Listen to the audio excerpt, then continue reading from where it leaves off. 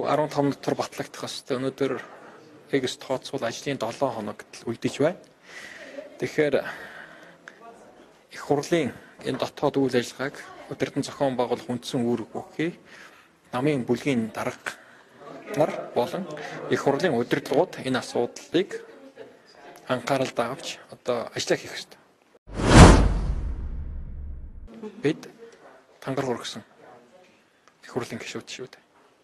Тэрнээс хувийн тойргийн асуудал нэг хэсэг бүлгийн ашиг сонирхлыг хангахын тулд нэг хэсэг бүлгийн ашиг сонирхлыг хангахын тулд нэг хэсэг бүлгийн ашиг сонирхлыг хангахын тулд Монгол улсын төсвийг өнөөдрийн хүртэл хилцэхгүй хойш барьж байгаа байдал төвлийн зогсгүй нөгөө талаараа маш юм ёс зүйгүй Монгол улсын их хурлын түүхэнд гарч байгаагүй ийм үйлдэл болж хувирж байна.